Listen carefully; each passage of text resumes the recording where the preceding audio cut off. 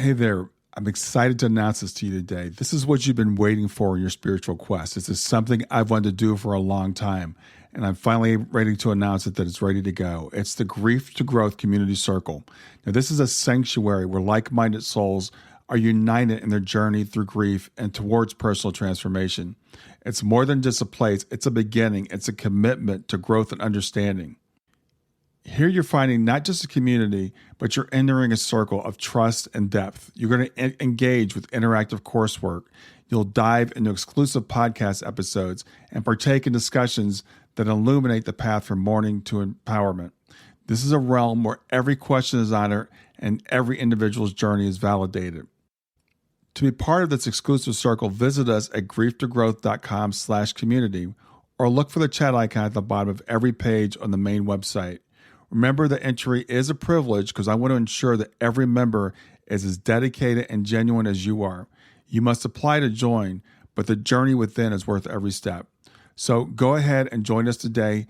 Check it out, grieftogrowth.com/community, and I look forward to seeing you there. Hi there. Welcome to the Grief to Growth podcast. Your host is Brian Smith, spiritual seeker, grief survivor, and life coach. Brian believes that the worst tragedies of life provide the greatest opportunity for growth.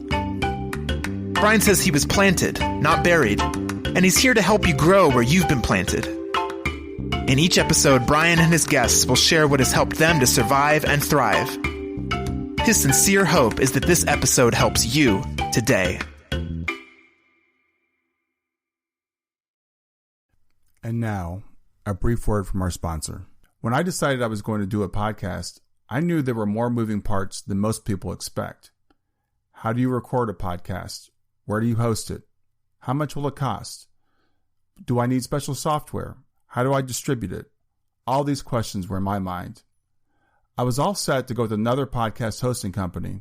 Then I heard about Anchor. I believe that Anchor is the easiest way to make a podcast. Anchor gives you everything you need in one place. You can use it right from your phone or from your computer. Anchor is not only free, you can even make money from your podcast with no minimum listenership. Anchor's creation tools allow you to record and edit your podcast so it sounds great. They'll even distribute your podcast for you so it can be heard everywhere: Spotify, Apple Podcasts, Google Podcasts, and many more. So download the Anchor app or go to anchor.fm to get started. That's Anchor, ANCHOR.FM as in FM radio. And now, back to our episode. Today's episode is a conversation with my good friend, Daniel John. I call him my good friend, even though I just met him a couple of months ago, but I feel like we're kind of kindred spirits, being on very similar spiritual paths, being raised in traditional Christian backgrounds, and growing from there. Daniel is an evidential medium. He's also a certified medium, as well as a Reiki master, and just an all-around great guy. So I hope you enjoy the episode. Hey, everybody. This is Brian Smith, your host of Grief to Growth, and I'm back for another episode with my friend Daniel John. I want to introduce Daniel real quick, but I want to let Daniel tell his own story for the most part. But Daniel is a certified spiritual medium. He's a devoted father and husband, a Reiki master, and a dedicated Christian. I also say Daniel is a very busy man. You got 3 children, Daniel? I do. 3 kids. Three young kids.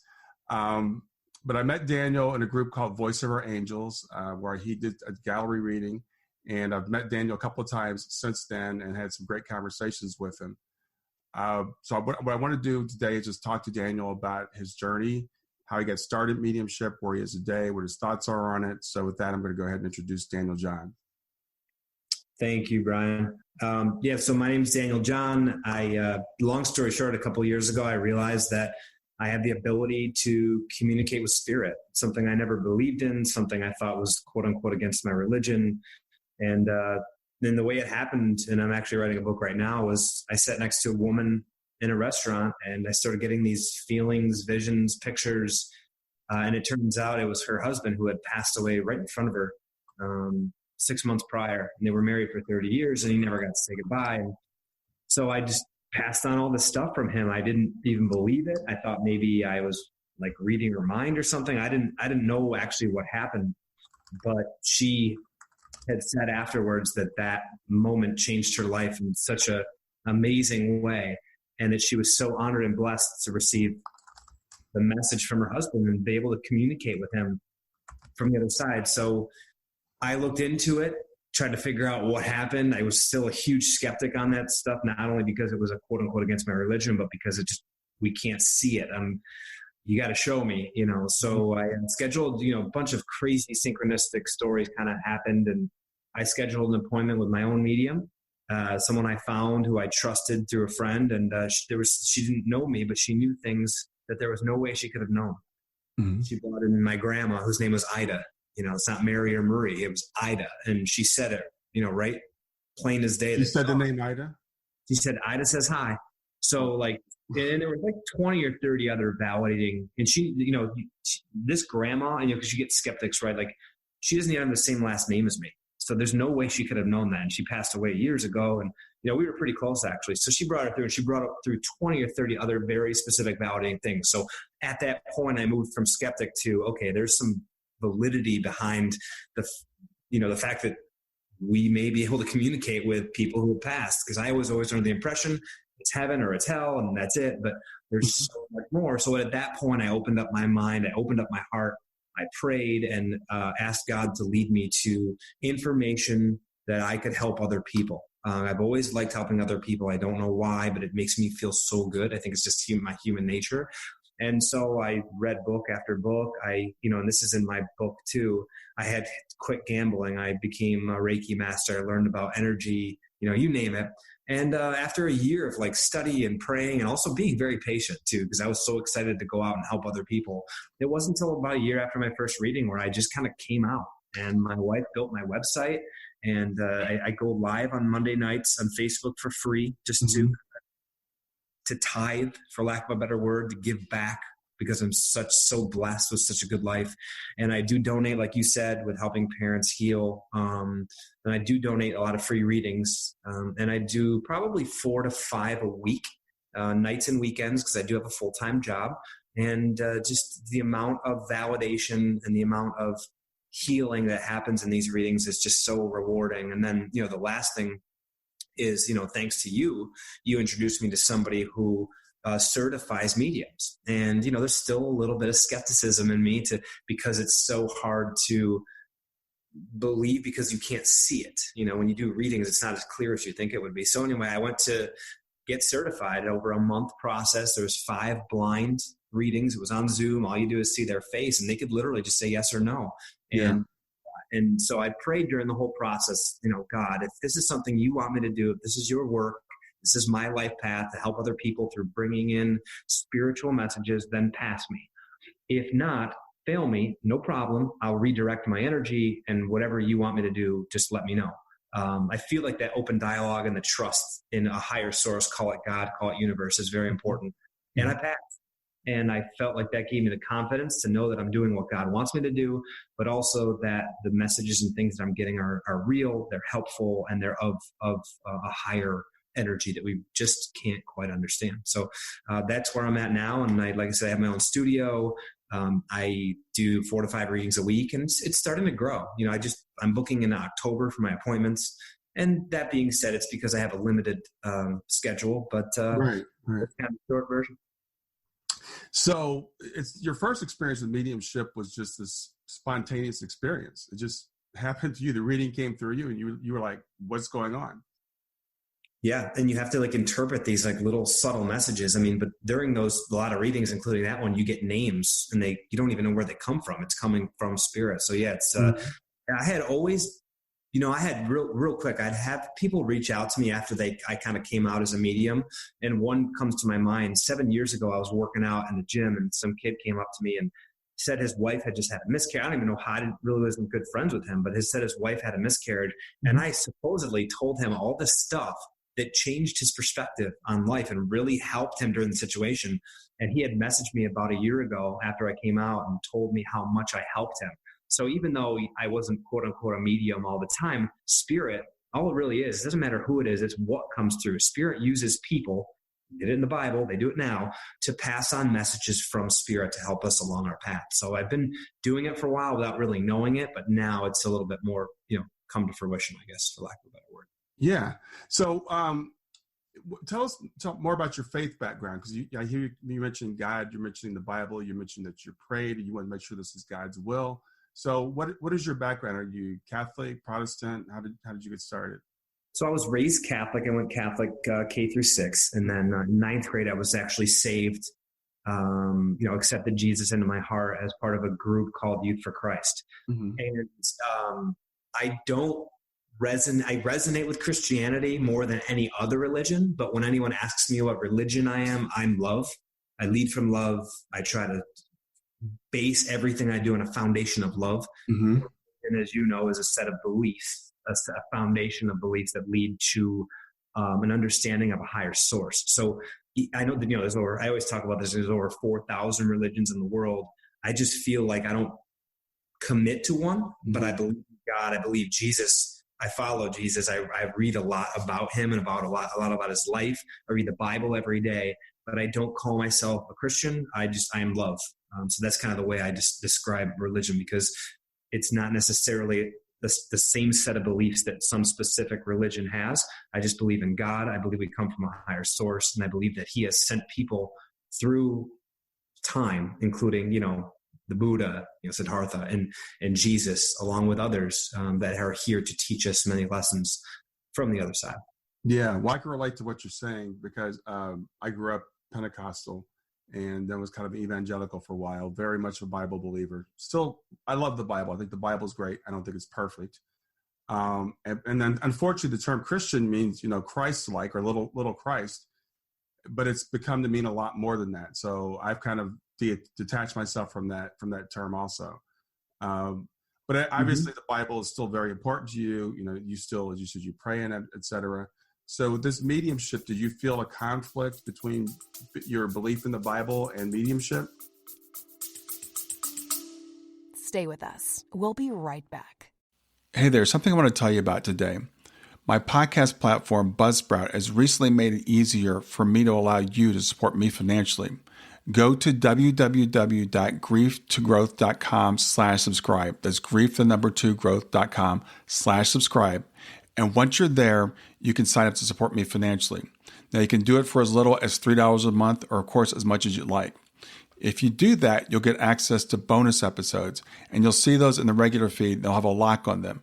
But when you become a subscriber, you'll actually get access to your own private feed, and you'll be able to listen to the regular podcast along with the bonus podcast for the subscribers. I want to thank you for listening. I want to thank you for sharing the podcast. And I want to thank those of you who support me financially. Have a great day, and on to the episode. Well, first off, I believe if we use books like the Bible, the Quran, Torah, and other books, religious or not, if we use them and we're coming from a place of love, that's all that matters. That's first something I feel like Spirit wanted me to say. From the other part, I get a lot of people, not a lot, I get some people that just feel the need to just quote Old Testament scripture and say that I'm going to hell and that I'm channeling demons and all this other stuff. And I have a response to those, and to those people, and there's two real ways to look at it. Number one is there's a lot of things in Leviticus and Deuteronomy and a lot of Old Testament scripture that just don't apply anymore. I don't want to go through them all, but there's things like wearing multiple cloths and stoning your kids to death when they disobey. And, in these same chapters, they talk about mediums and you're going to go to, you're channeling the devil and all the things like that. I believe personally that some of those Old Testament scriptures were written back then in those times because paganism was very popular. People were believing in other gods. There was a lot of energy is real. We're energy. There's a lot of negative energy. And without doing mediumship and being protected by God and the light is what I call it, you're open to all other kinds of energies. And because we have free will, there's certain energies that choose to operate at a lower vibration. I believe that a lot of Old Testament scripture warned people back then and even now to not mess with energies from the other side that are not of the light, they're not of God. That's the basis is that in the Old Testament, some of those things just don't apply. So these scriptures, even in Leviticus, like I said, in Deuteronomy, there's some other really crazy stuff in there that just doesn't apply nowadays. But I believe they exist for a reason. On the other side, Jesus was a prophet. There's a lot of New Testament scripture that talks about prophecy. And Jesus was also a medium. Matthew chapter 17 is just one I always go to. Is he actually went up on the mountains and channeled Moses and Elijah, and they came through. That chapter also speaks of reincarnation and some other things that the typical Christian doesn't believe. Yeah. The Bible from a place of love and realize that, and a few other things.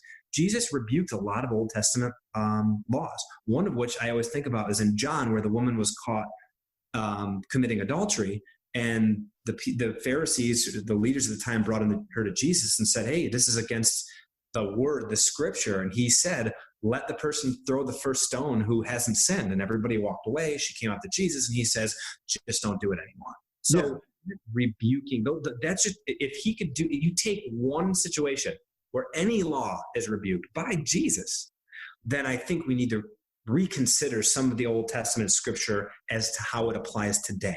I do, however, want to revert back to there's scriptures there for a reason. Mm-hmm. And it's very important when doing mediumship that you do work from a place of love with God and are protected in his light. It's something I do before every reading. Ask God to protect me in his light, to only deal with energies that are in his light, because there are other energies that are not of God, for lack of a better word. So I think that's why they exist. And last thing, when you think scripture, whether it's an email or whatever, it should just come from a place of love. And that's what I feel like is most important. And I get these emails and messages once in a while, not all the time, where they just are kind of damning and telling me I'm going to hell and all this stuff. And it's just, I send them a response with love. In fact, I had my first negative review in a year of someone who didn't even have an appointment with me. This gentleman just found a need to just quote all these Old Testament scripture. And I responded with love and just wanted him to maybe reconsider his approach on, sending out negativity and using the Bible to do anything but love. So. Yeah, I think that's a great answer. I think that's a fantastic answer, to respond in love and to a reminder of scripture that says, test the spirits by the Spirit. John, yeah. Yep. And when Jesus said, you'll know a tree by its fruit.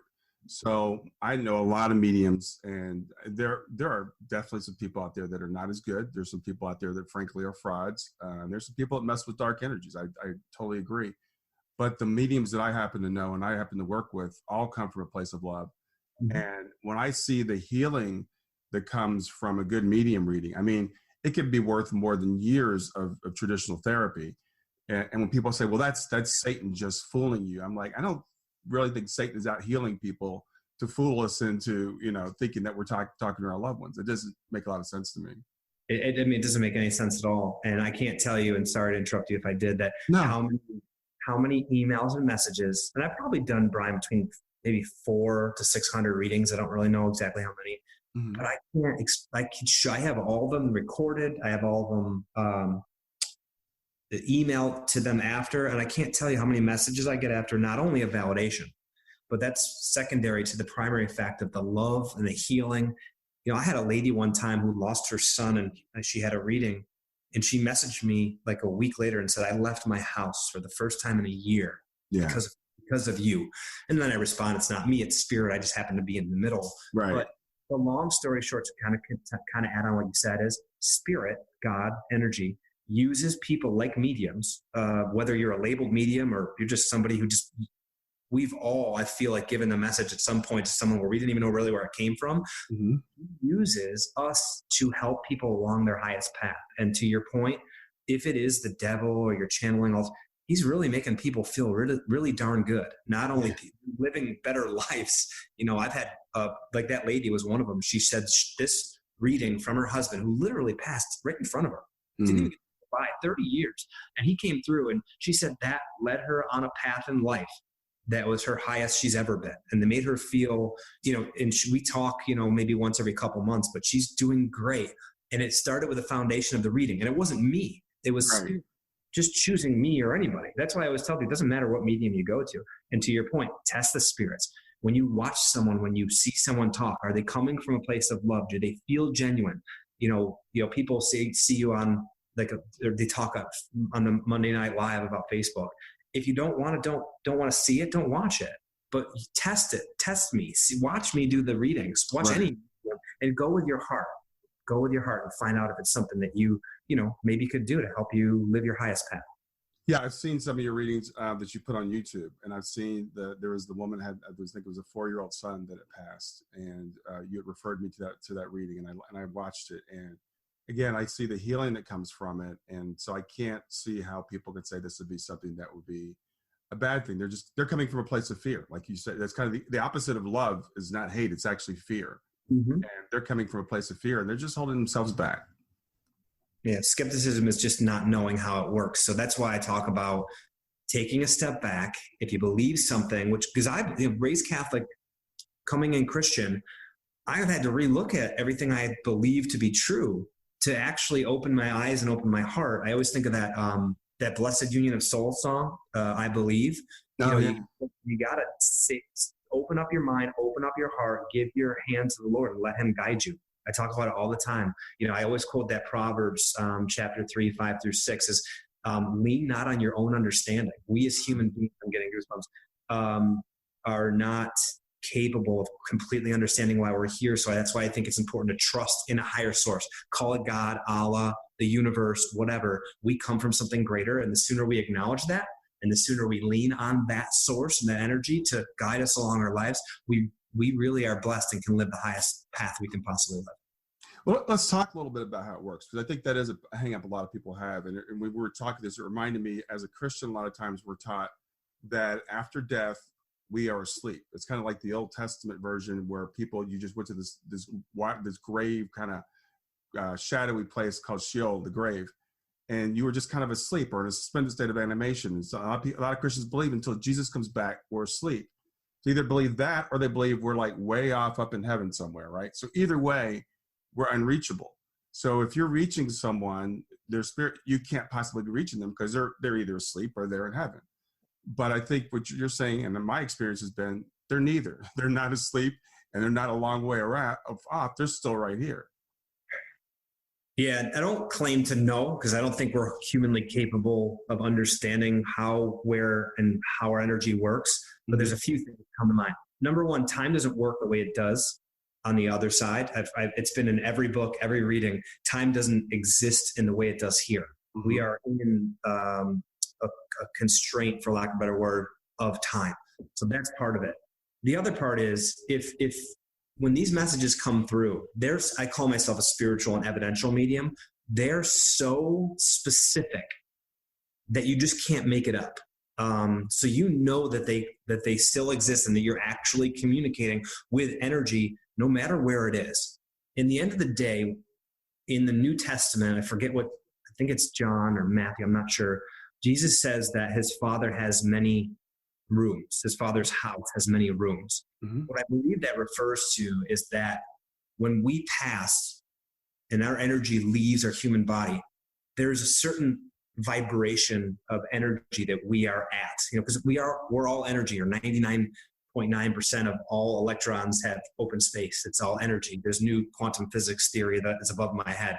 It talks that we are just pretty much all energy, and consciousness is within the energy of our body. So when we leave, we end up being in a certain level based on our soul progression and based on our last life and how we accomplished the life task. What I tell you about energy, and the best way to understand it from a human perspective, is that energy is all around, omniscient, if that's the word I'm looking for, and always available. So I've channeled people that died 80 or 90 years ago, and they come through sometimes stronger than people who passed 6 months ago. And the messages are very validating. So that being said, with doing 500-600 readings and having the amount of validation, energy not always, but is available when it needs to. And that brings up a secondary point real quick, that when you do readings, I did a group reading in here last week, what comes through is supposed to come through. So I always tell people it's not really about who comes through, it's what comes through, because it's what you need to hear at this point in time. And I believe that people that sit in front of me, I have a reading today at noon, where they're going to hear what they need to hear. So yeah, it would sidestep it a little bit, but the long story short is energy is available. It's not like, I don't think it's like what we think it is. And I don't actually think we can totally grasp with our human brains what happens with our energy when we pass. But I'm telling you, it's around. Because I agree with you. I don't think we can grasp it either. I think we can come up with analogies. We can kind of come close, and we can say what it's not. And I think we can say, I at least I feel like, from near-death experiences and after-death communications, people that have come back and said, my friend Brenda Baker just passed in, I think it was May of last year, and she came back through a medium. She said, it's like I just woke up. It's like waking up from a dream when we step onto the other side. And I've heard people describe it as I just stepped out of my body. So it's a continuous thing, has been my understanding from my experiences. I've read a lot about near-death experiences, and there was a couple clinical books on things. And this guy kind of broke down a clinical, and I can get you the book or share it after, about what happens to people when they have near-death experiences. And there was like 66% of the people that had them never even heard of an NDE. It wasn't even really labeled NDE until Dr. Moody did it in the 70s. But there's a lot of commonality, like looking at your body, seeing a white light, tunnel, energy, all stuff like that. So I think in the end of the day, if we just open our minds a little bit to the fact that we just can't quite understand it, and that we come from love, and that there might be things, and there is, that we just don't understand. But from an energy standpoint, that's who we are and what we are. So it's a little bit easier to comprehend when you just look at it from that perspective. Yeah. And it might help people to understand what the experience is like for you, because I've heard people complain about medium. It's like, well, why can't they just tell me this? I just want to hear this one specific thing. Or why can't they always get a name? If they're talking to I love them, why can't they tell me their name? So what's the experience like for you? Do you hear the person talking in your head like they're sitting next to you on the couch, or how does it come through to you? Yeah, it's funny. I've never seen a spirit. I think when I was 7, I might have saw one. I don't hear them very often. I just feel them. So I don't see any spirit, which makes it hard for me to believe. And then I asked kind of the same question you asked or said or referred to as, I asked my spirit guides, why aren't my messages stronger? Why can't I see them? And I get things about protection and about divine timing and about trust, and the fact that I just have to keep trusting it. I had a group reading last night, and it was okay. I wish they would have gave me more, but I understand that everything that came through was supposed to come through. And to answer your question, to be honest, Brian, it comes through like a thought. That's the best way I can explain it. It comes through like almost like made up. That's why in the beginning, I started doing free readings just to kind of make sure that this is something I was supposed to be doing and that I could do. And it just feels like this made up thought. So you have to trust that thought that's coming to your head is just not random. It's coming from some sort of energy to give to the person that's sitting here to help them for their highest good. And I'll always pray before my readings to ask God to protect me in his white light, and also bring messages through that are for the person's highest good, because we don't want to bring in something that's not going to help them. So that intention that you set is there. But to answer your question, it's like a thought.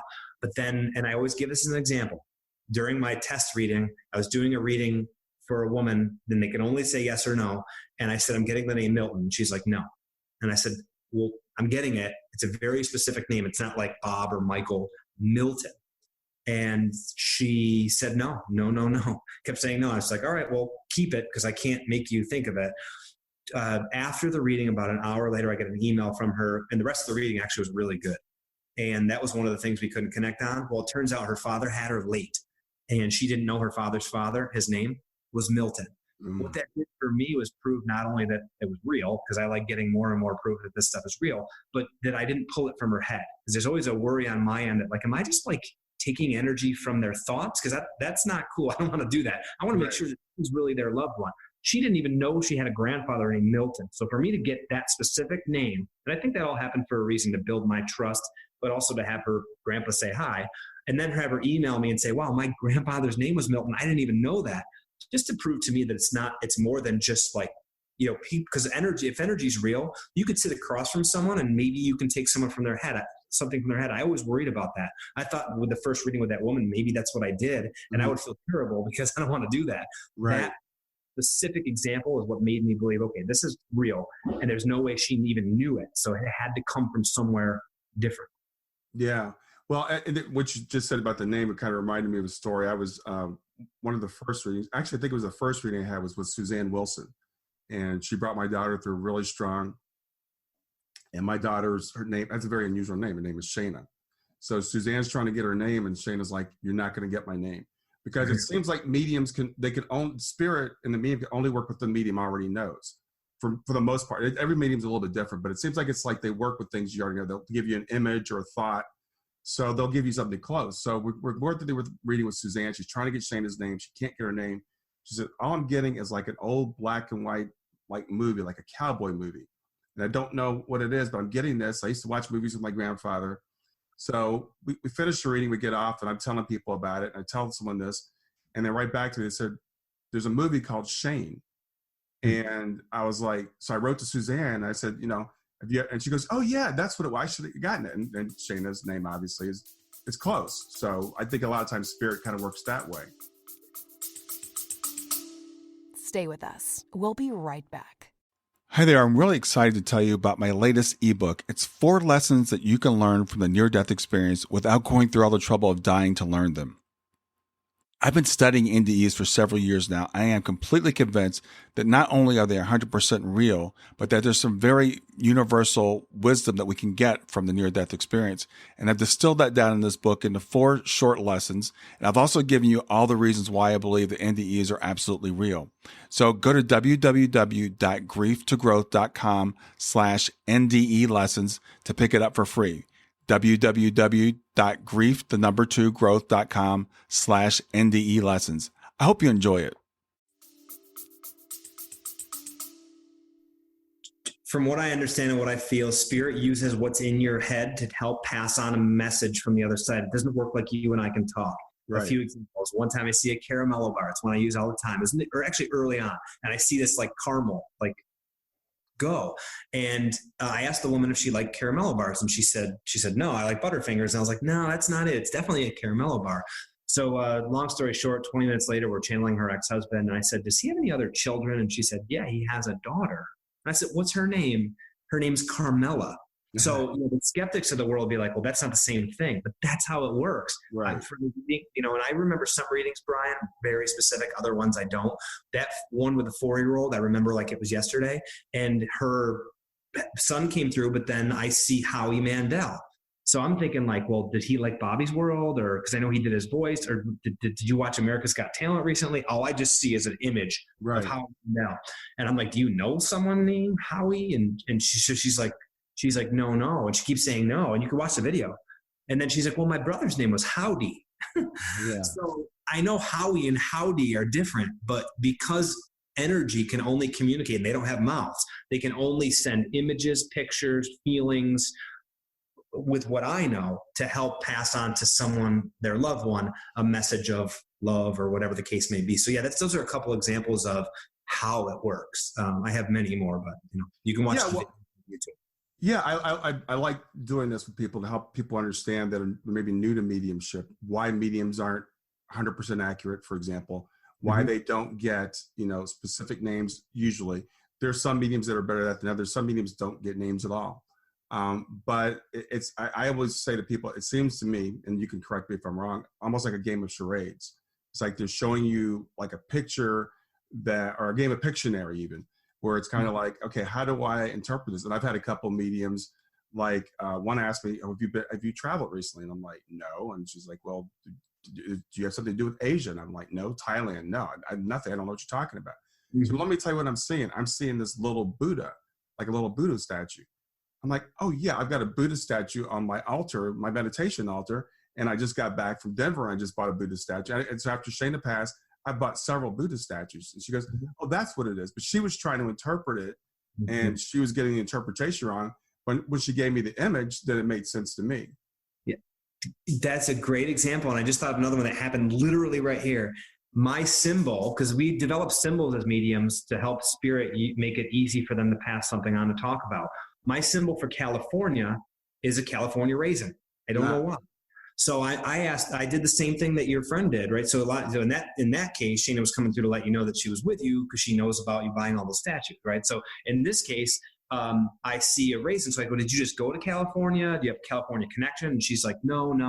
And I'm like, I literally see this dancing California raisin. And she just starts like crying, like right. And I was like, well, wait a minute. She didn't say 2 days before, and I could be messing up the story, but she opened up her father's trunk, who passed, to clean out his car. I guess. And there were all these, like, he collected these little dancing California raisins. Oh, wow.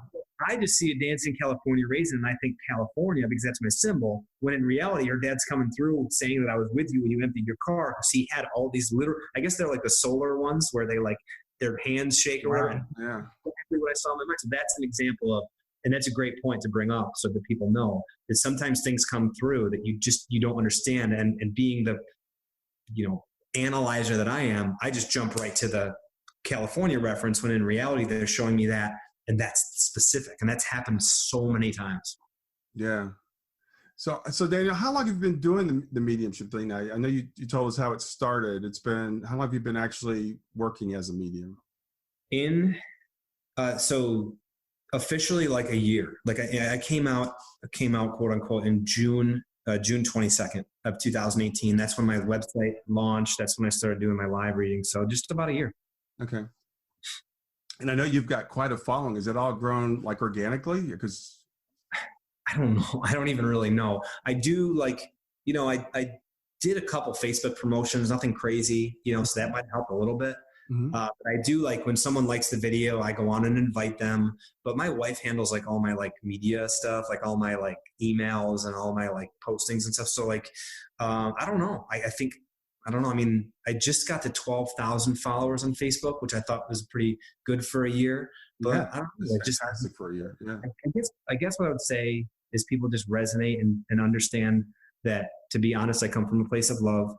And I do honestly think that God chose me based on my religious background and knowledge of the Bible to touch certain people that might think they want to do this, but think that it's not biblically okay or religiously okay. And I can't tell you right here, 2 weeks ago, I had someone come in who was raised Catholic. They were nervous about coming. They wasn't sure if it was right.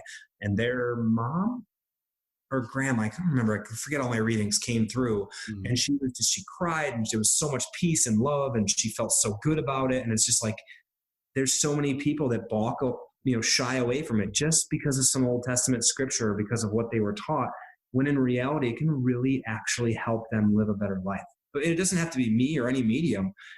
I always say you don't need a medium. You can pray yourself to help get messages from the other side if you're open to it. But these messages from the other side are not bad if you're a part of love, you believe in God, and you ask for things of your highest good to live on your highest path. I don't know if what I said made sense, but I hope it did. No, it does. It makes perfect sense.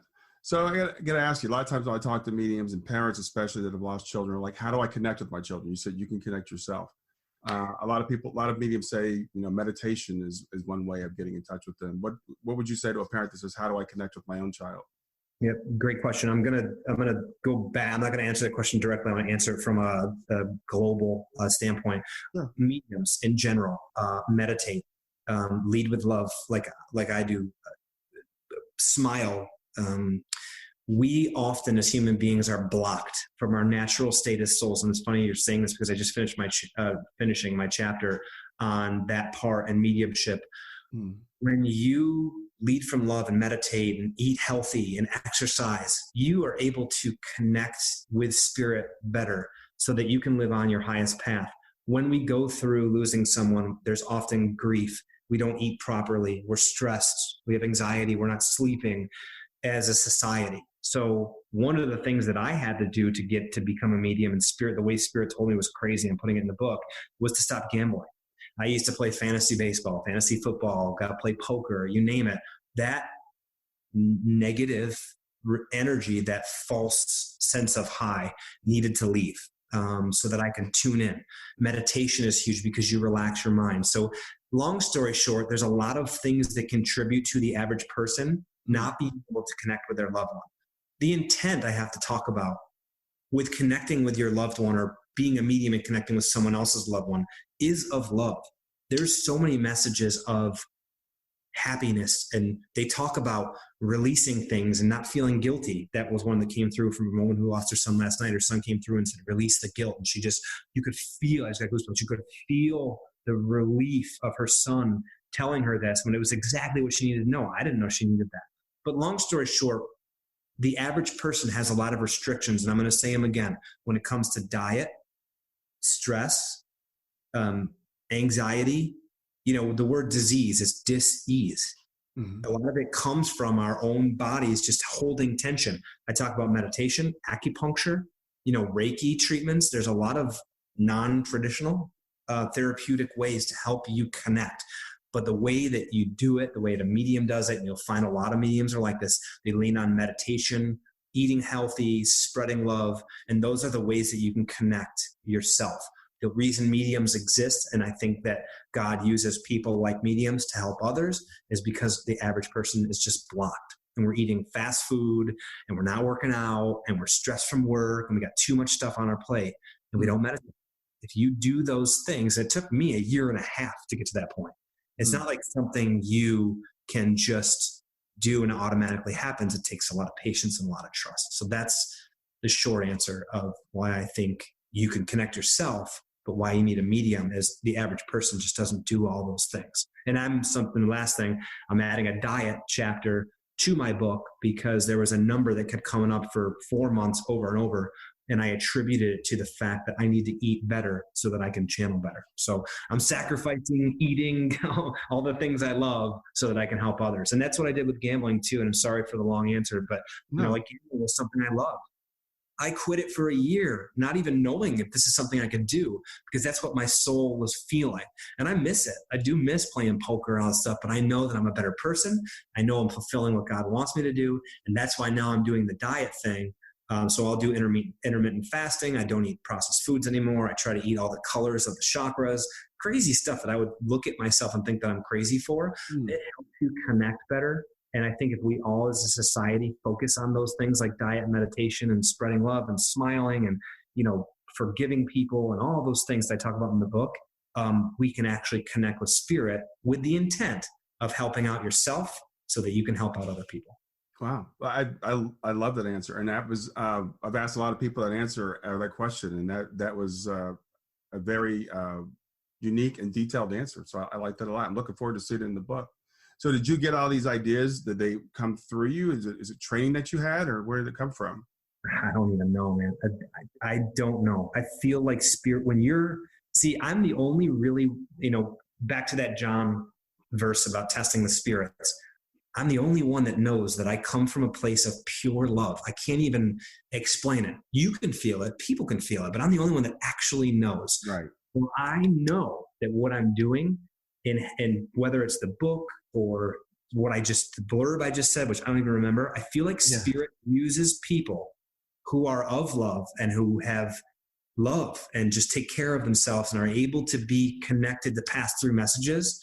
A lot of times it's kids. There's a video on Facebook of this kid who's telling his mom that she needs to just, believe in herself. It's on one of my Facebook pages, but I feel like to answer the question is that spirit uses people like me who come from a place of love to help people along their way. Because to be honest with you, as a human being, we're kind of thrown in here, right? We know we have selective amnesia, which is something that's talked about in Your Soul's Plan, which is a book I highly recommend by Robert Schwartz. Mm-hmm. And we have to live this path, and we have to live it on our highest path. When we have that highest path, which I honestly believe I'm very close to living, and it was confirmed the other day by that post I made to show you, God will use people like whoever who's on that highest path. Think about Jesus, whatever the soul is who's at that progression, mm-hmm. to pass on messages because they're more able to pass on something that they need to hear.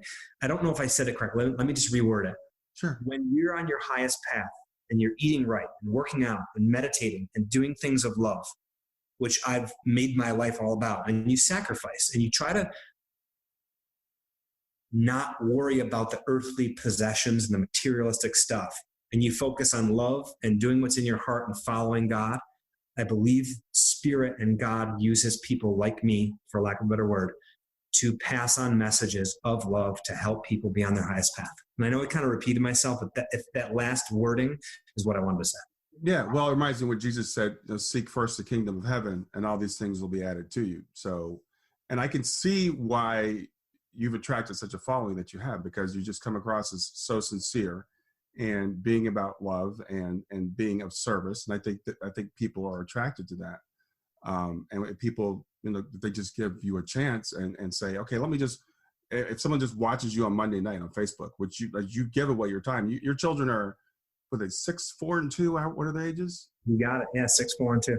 Yeah. So you have 3 small children. You have a full-time job. Your wife has a full-time job. You just opened a studio. You're a busy man, and you're on Monday nights, what, a couple hours, hour and a half? Yeah, I usually do 2 hours. I try to do like 3 or 4 readings. And I honestly, I believe that, if you look at like Islam and Christianity, like the 2 biggest religions in the world, tithing is something that, it's one of the 5 pillars of Islam, right? And Yeah. Jesus talks about, and the church talks about tithing. And it's not only giving money, but it's giving time and energy. So I look at that as my tithing. I do donate stuff, and I try to do as much tithing as I can, but that's my tithing. And like helping parents heal and giving back your time and your energy. I think it comes back tenfold. Helping other people and doing things for others comes back to you from a karmic standpoint. So I encourage everyone to just do things. That's why we volunteer. A lot of people volunteer because it just feels good and it helps other people, and that comes back to you. So yeah, it's just my form of tithing. Yeah, that's fantastic. So you've mentioned your book a couple of times. Tell me more about what the book's going to be about. Is it? I didn't realize you're going to be talking about like how to connect, and that sounds fascinating. The diet chapter. So is it for mediums? Is it for the average person? Who's it for? The book is about. It could be for everyone. I feel like this is kind of like a cop-out answer, but that it's for whoever feels like they want to read it. The basic premise of the book is to give a little description from my experience as a medium with a religious background of why we're here, what our purpose is while we're here. The question I feel like a lot of people wonder, like, why are we here? Yeah. I used to joke around, my friends were little, like, why do we even exist? With over the 100 books I've read and the 500 readings that I've done and all the synchronistic experiences that I've had, I feel like I have the ability or the knowledge, and I can't say knowledge because I don't claim to know. There's no way you could actually know. I don't feel like we're capable. But I have a understanding of life that I think the average person doesn't. I've expanded my, I've opened up my eyes, opened up my heart, trusted in God to lead me to books to help me help other people. So for instance, a few chapters, there's a chapter on meditation. There's a chapter on souls, how we are. There's a chapter on energy. There's a chapter on mediumship. There's multiple chapters on mediumship. There's a chapter on diet. There's a chapter on the stories that I've gone through to help you understand that, wow, maybe this stuff is real. Like this stuff you can't make up. Goosebump stories. So pretty much it's, why are we here? How can we live our best life? What's this mediumship stuff all about?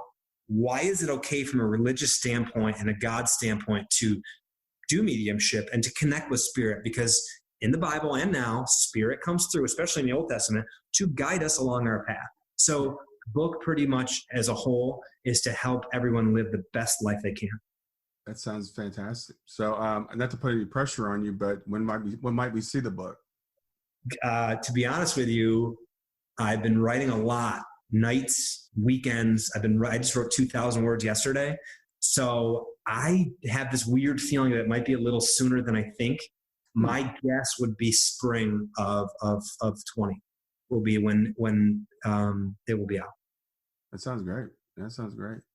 So I also know, so we talked about, your family, your full-time job, your kids, and tell us a little bit more about the studio. Because last time I talked to you, I realized you were just opening a studio. So tell me the name of the studio, where it is, and what are you doing? Yeah, it's called the Zome Studio. It's an acronym for Zen, Oneness, Meditation, Escape. We bought a meditation pod. The pod is like it's almost like a spaceship. In the pod, it uses lights, sounds, and Himalayan salt to help balance your chakras and help get you, I guess the best way to put it would be to live like you're a soul, right? So to live your highest point, which is from love. So when we meditate, we connect with the source, and you can come here. It's 20-minute sessions, noise canceling headphones. It's very comfortable. I just did it this morning to just live the best life you can. And then in here, just show you really quick, I have a Reiki table. I'm a master Reiki practitioner. So this is set up for a group reading. But in here is my own space. And this is where I do my Reiki. This is where I do my readings. It's where I do my group readings, and it's called thezonestudio.com. It's in Geneva. It's a small town in upstate New York, and we're open by appointment only, actually, but you can book online. It's the Zone Studio, and on the other part of the building that we own, there's actually a workout studio, so you can work out your mind and your body in one. Oh, wow. Nice. So you still have the full-time job, and are you out of the closet at work as a medium? Do they know what you're doing? Oh, funny question, Brian. Let's see, where do I go with this? Still got the full-time job. It's funny, actually, because last year when I came out in June, I still was working the full-time job, and it was a new company. And it was a new company with quarterly goaling as a sales rep. So that's very hard because they base your quarter to quarter. So it just gets harder and harder. And I actually finished as the number one sales rep in the entire company. It was something that, I talk about it in the book. About one of the chapters is law of attraction. And if you put it out there, perception is reality. You can make things happen if it comes from a place of love. So for the whole year, I meditated on the fact I'm the number one rep. And I actually did it. I actually was out of 107 reps. I was number one. Wow. And this year, thank you. I didn't talk about it much because I was always nervous about people like, oh, he thinks he's so awesome. And I don't think like that. It's just, I did it. I'm very happy, proud of myself. And it was a really great accomplishment for me, not only from working hard, but also knowing that you can manifest something if you really want to, if it's part of your plan. And then also, too, from a balance standpoint, I came out in June, was doing readings and Monday Night Lives and readings 3 nights a week, and still was able to accomplish being an awesome dad, a great dad, because that's something number one thing is being the best dad I can, but also accomplishing all this other stuff. So this year, and I don't, let's hit the check with Spirit real quick. Okay. Work recently found out. It was I did my best to try to separate, but it turns out maybe because of the following, last week, actually, that's why it's funny you asked this question. It was brought up to me about what I'm doing and to make sure that it's separate from, that's why we're doing this on a Saturday, right? That it's separate from my work time and that I separate it.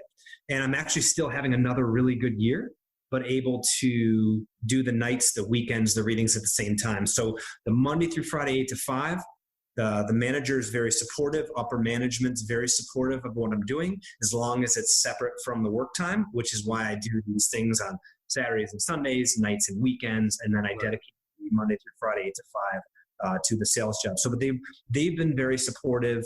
It just came up last week, and it was kind of funny. My manager was like, I don't know what it's all about. It seems pretty cool what you're doing, but just make sure that you do your work and you do that separate.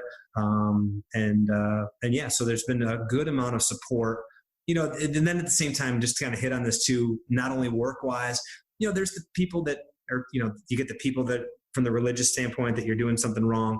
There's the skeptics that don't believe in what you do. And then, some people just look at you weird. Like, oh, there's that guy that talks to dead people, or the psychic. I don't call myself psychic, but mediums are psychic. And it's, to be honest with you, I just want to put this in here right now. It's hard sometimes. I'm a sensitive person by nature. I want to make everybody happy. If I get a negative comment or negative review, or someone looks at me, it actually hurts me. As weird as it is. And maybe that's fueling the fire for people that like hurting people. I'm an open book. I'm very transparent. But I want to just put this in here real quick. To answer your question on work, they're supportive, but it's not easy going on camera and being on Facebook Live and dealing with critics and then getting the emails where people say you're going to hell. It's hard. Yeah. So when people look at you and say, oh, this guy's trying to get followers and he loves being, it's not like that for me. I try to release ego. Ego is all about the materialistic, all that stuff. I release that. And I'm not perfect by any means, but I do it to, number one, answer to God. That's why I do this.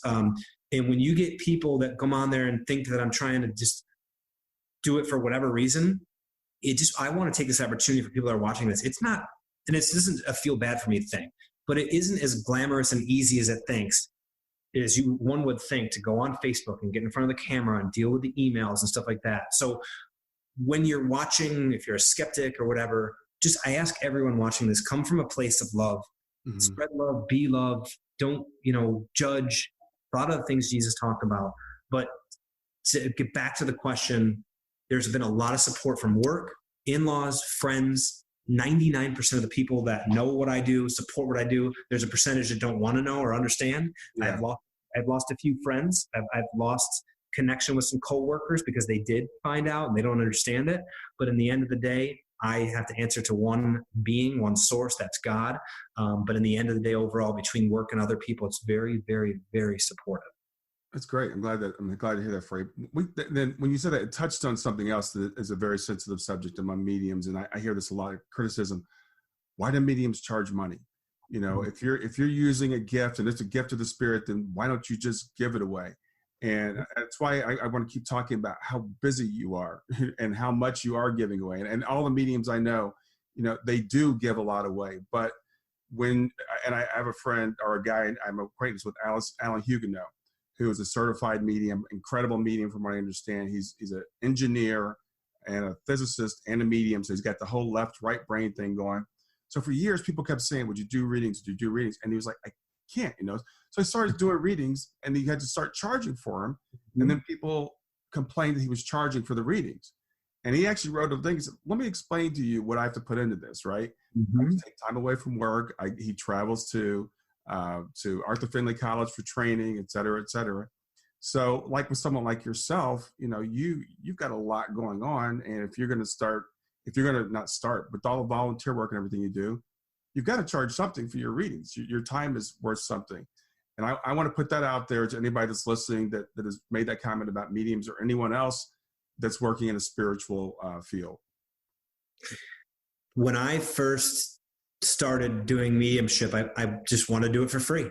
I was just going to do free readings. I was going to do it on the side. I got my full-time job doing really well. Mm-hmm. And we're supported by God, and that was it.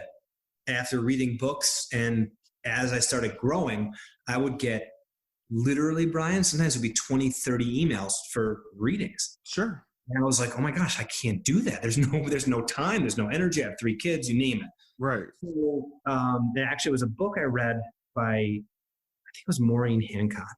She talked about charging. And long story short, it takes a lot of time. It takes a lot of energy. Like last night I had a group reading, and then I had a reading after that. When I went to bed, it takes so much time and energy. And back to the tithing. I do donate a lot of times Monday night, helping parents heal, to balance it, but you can't just give free readings away all day. Last Monday night, I got 37 emails just from the live, and I'd say probably 20 of them were asking me for free readings. Sure. It's just not even possible. Right. So you have to put some type of value on it, some type of monetary thing to it to make it make sense. And then the other part of it is, and that makes sense. What's the word? Tell me. To make it valuable based on your time, and actually for the sitter, because I actually gave away a free reading to a person who went through a severe. So I'll use Actually, it's funny you asked this question, because I just wrote this in my book yesterday or last night. I had a person come in, I don't want to be too specific, who I gave a free reading to, and they went through a severe trauma. And the spirit came through and gave them messages they didn't want to hear.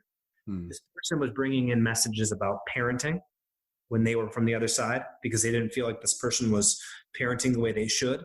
They brought in things about money. So there were more concerns as opposed to like, hey, and they said I'm okay and all this other stuff. Right. But the person didn't want to hear it, and they were very unappreciative. And I charge, my 1 hour sessions, which I go an hour and a half, and I record it and send it, is $150. Mm-hmm. You have to come to the studio, turn on the lights, open it up. It's really a 2-hour window of time.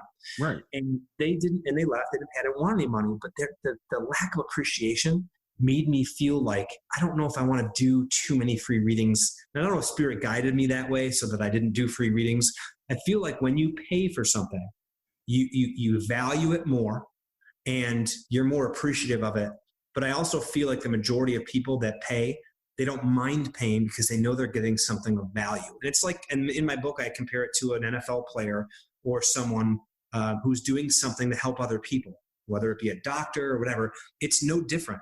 God gives gift to people, and I always refer to Corinthians chapter 12, verse 4 through 11. He gives gifts of prophecy and spiritual divination and all kinds of gifts to help other people. we need to support our families and we need to be compensated from our time. And because we live in this day and age, it's monetary. Back in the day, it could have been crystals, stones, whatever. That value and that you get for doing something that you provide from value is a trade. And when in the end of the day, when the person who's getting the reading, whether it's money or whatever, now it's money because it's the society we live in, gets something of value, the equal trade is a balance of karma that needs to happen. So I think from now, the money standpoint is just a trade of energy or whatever. It's money now, so that both souls can get what they need as a proper balance. Because if we didn't collect and we didn't charge, it would be unbalanced, and I wouldn't have money to support my family. I'd be sitting here doing readings all day, and I wouldn't even be able to pay the rent for the building. So that's kind of sorry my answer is so long, but I hope I think that's an important point. I just want to add a couple of things to that, and I want to just emphasize a couple of things you said. Okay, so you did a Facebook Live on Monday night. You get 20 requests for free readings, and people say, "Well, it's only an hour. Why wouldn't you just give that to me?" Like you said, that's a couple hours of your time by the time you prepare, by the time you do an hour of reading. So that's a full week right there. 20 free readings. That would be a full week if you just fulfill that request. And the other thing I want to add is I had a guy come out the other day and install a faucet for me because it's not something I'm really good at. So I paid the guy to come to my house and install the faucet. I don't know why people expect mediums to give them something for that. We don't call the electrician up and say, "Hey, you're really good at electricity. Why don't you just come by my house and fix my electric for me?" Or, whatever. So I want to support you in that. And I want to help, some of the critics understand that you might think, well, I'm just asking for an hour of this person's time. But if you're someone like Daniel who has 11,000 or 12,000 Facebook followers, that's an impossibility. You cannot give away free readings to everybody that asks. And that's a key word to everyone that asks. Two things. One, I had a person have an appointment last Tuesday. They canceled their appointment and they wanted me to donate that reading to another person, which I thought was awesome, right? So there are certain times where they'll donate, or the one reading I did here for that person who lost someone tragically, my soul just was like, have them come in. No, I don't want to take any money from them. This person needs this. So there's certain people that will give, actually it's the same message, that will give away things to help them feel better because it's our human nature and it feels good to like hold the door for someone or give something this. And it comes back to tithing. Between my Monday Night Lives, Helping Parents Heal, Voices of Our Angels, and doing free readings that I feel like just giving away. And I'm sorry to keep this too, but 3 weeks ago, maybe 4 weeks ago, I got an email from someone and it just stuck out to me. And I get, 40 to 50 a week. And it just stuck out to me. I called this woman, talked to her for 35 minutes. I didn't want any money, but I felt like she needed to hear certain things from Spirit. And I called her on the phone while I was driving and just gave her a bunch of messages. She was very thankful. She sent me an email. So we do as mediums things like that if we are spiritually driven to. There was a woman last year who wrote me a message and said, "I'm on my last rope. I'm going to commit suicide." I picked up the phone. I'm not saying that's not going to make me call you, but this made me feel like, okay, this is real. We need to call her the Spirit, right? Yeah. And I watched her Facebook feeds and they started getting like happier and more positive. And it wasn't me. But Spirit chose me that time, for whatever reason. I feel honored to speak to her. And we talked over an hour, Brian. And I didn't want to take a penny from her. I didn't want anything. Just watching her Facebook pictures go from the half smile to the smile with her family over that period of time made me feel good. So we do donate. We do tithe. I'd make it a point to quote unquote tithe with readings and donations and things like that. So yeah, that's just to round up what he said. Yeah. And I want to emphasize, while what you do is extremely admirable, that's been my experience with the mediums I work with also. Every medium that I've worked with and met is serving Spirit, whether they say they're Christian or a person of religious faith or whatever. They're all serving, they're all giving back, they're all doing stuff like that. And that's why you're getting the following that you're getting, because you're so genuine. So, Daniel, it's been about an hour. I know you got a reading coming up. I really appreciate your time. I love talking to you. I feel just blessed to have met you, and I'm glad our paths crossed. Ditto, Brian. Thank you for having me. I really appreciate it and enjoyed it. Yeah. All right, man. Well, you have a good day. I'll talk to you later. All right. Thank you, Brian. Well, that's it for another episode of Grief to Growth. This is your host, Brian Smith. I want to thank you for joining me today. I hope you enjoyed today's episode. Feel free to reach out to me anytime at www.grieftogrowth.com. That's www.grief2growth.com. And you may know I am a life coach and grief partner. So if you'd like to schedule a free half-hour consultation and see how we might work together, you can do that on my website at grieftogrowth.com. Thanks a lot and have a wonderful day.